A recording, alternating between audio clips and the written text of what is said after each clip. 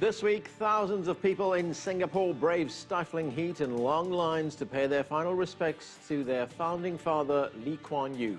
The statesman is credited with transforming the Asian island into one of the world's wealthiest countries.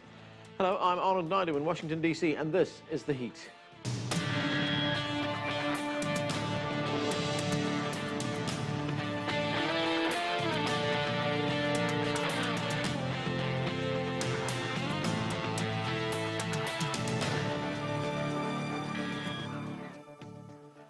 World leaders will travel to Singapore this weekend to attend the state funeral of Kuan Yew. The 91-year-old who served as Singapore's Prime Minister for 31 years passed away Monday following a long battle with pneumonia. Lee was instrumental in molding Singapore into a premier international business and financial centre. He was also considered a master of Asian values and had close ties with China. CCTV's Cheng joins us now from Singapore with more. And Tony, not very often we see crowds of this kind in Singapore, but people appear to have really embraced the elder statesman. What's the response been like? Absolutely. We've seen a very dramatic response, frankly. It started rather slowly. Singaporeans, I think, rather reluctant to show their emotions too openly, but we saw crowds gathering on Monday when the body was laid in the Astana, the presidential palace. Many people starting to queue up to pay their respects. The numbers then increased on Tuesday. We saw very large numbers when the body was moved to Parliament on Wednesday. There was a procession through the streets. Thousands, tens of thousands, I would have said, came out on the streets to watch the cortege pass by. And while it's been in Parliament, it's been open to the public, and we've seen enormous queues. I understand about half an hour ago, the queue was still 8 hours long to go and pass by the coffin of Kuan Yew and pay final respect. So I think many people coming out, an estimated 250,000 people a day. So clearly, Singaporeans feel they want to mark his passing, and there's clearly some deep sense of affection for him. What can you tell us about the funeral plans for Kuan Yew? Well, the funeral's taking place on Sunday at about 12:30 in the afternoon. The hearse will move from the Parliament building through Singapore. The journey will take about an hour and a half, and it'll arrive at the building behind me, the Cultural Centre at the National University of Singapore. There will then be a funeral service, a memorial service, if you like, with the assembled dignitaries from all over the world who will be coming here.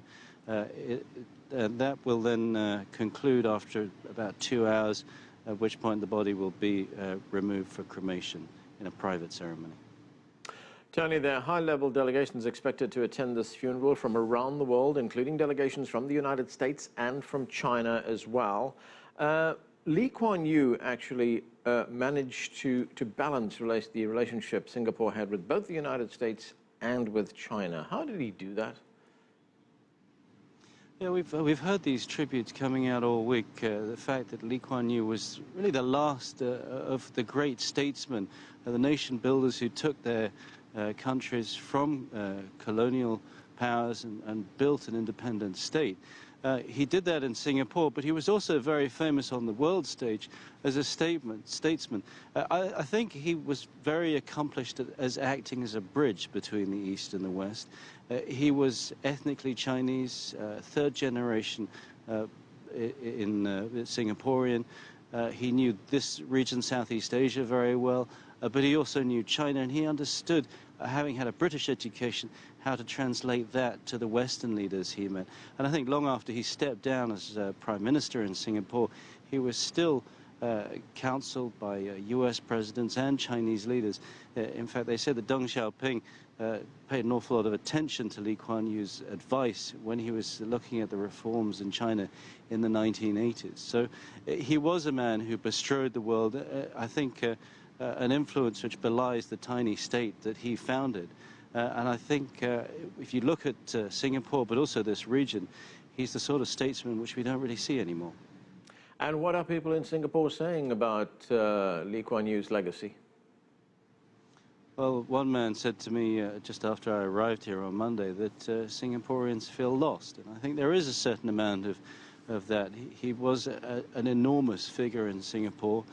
His influence was very profound, and I think people will miss him, and I think they realize that their current politicians, including Lee Kuan Yew's son, the current Prime Minister, don't have the same charisma that he had. They don't have the same forcefulness.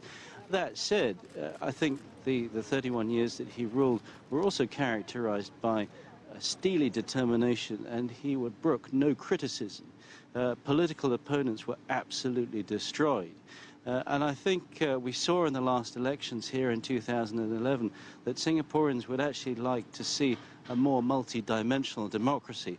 That wasn't possible under Lee Kuan Yew's rule. Even when he was no longer Prime Minister, he still exerted an enormous amount of power.